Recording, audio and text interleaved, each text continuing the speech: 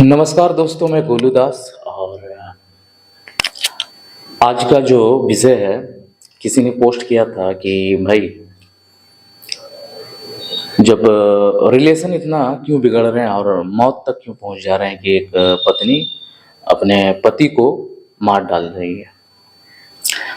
तो उन लोगों के लिए है, एक्चुअल में होता क्या है कि पति और पत्नी का रिलेशन जो है एक संसार बनाने वाला माइंडसेट से लोग करते हैं कि हाँ, मैं इसे पसंद करती हूँ और मैं इसके साथ संसार बसाऊंगी। तो इस तरह का मामला यहाँ पर रहता है।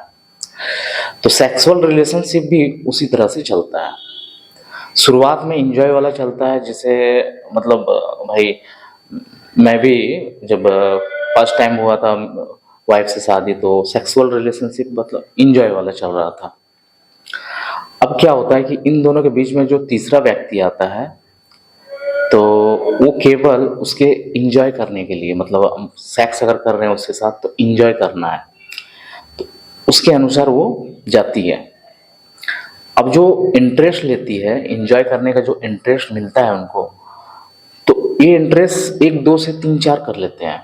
मतलब पति छोड़कर 1 2 3 बॉयफ्रेंड रखा हुआ है, तीनों से ले रहा है। मगर अब तीनों का क्या है कि अगर मान लो एक लड़के से ले रहा है और दूसरा भी पकड़ के रखा है और दूसरे से भी इंजॉय कर रही है, तो वहां पर कोई प्रॉब्लम नहीं हो रही है।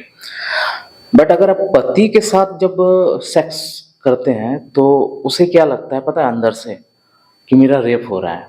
क्यों? ये जो सेक्सुअल रिलेशनशिप है, जो सेक्स करते हैं ना, तो एक दोनों में मेंटेलिटी होना चाहिए कि हम दोनों मिलकर एंजॉय करते हैं।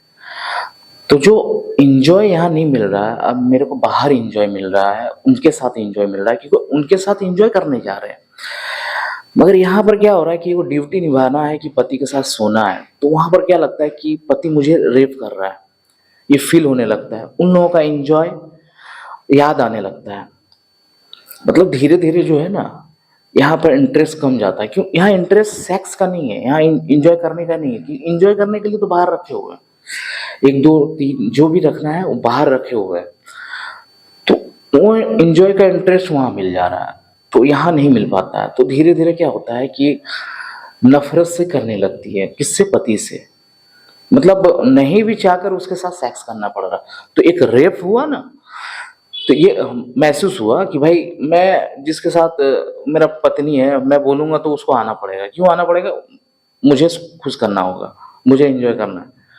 बट एंजॉय तो वो कर रही है कहीं और। अब वो एंजॉय जब दूसरे यहाँ पर कर रही है, उसका जो यहाँ पर इम्पैक्ट पड़ता है, वो क्रिमिनल माइंडेड धीरे धीरे होने लगती है। धीरे धीरे क्या होने लगती है कि वैद्य वगैरह के पास जाना, बहुत सारी चीजें खिलाना, जो कि उनको नहीं पता है क्या खिला रहे हैं क्या नहीं खिला रहे हैं, इससे नुकसान होता है।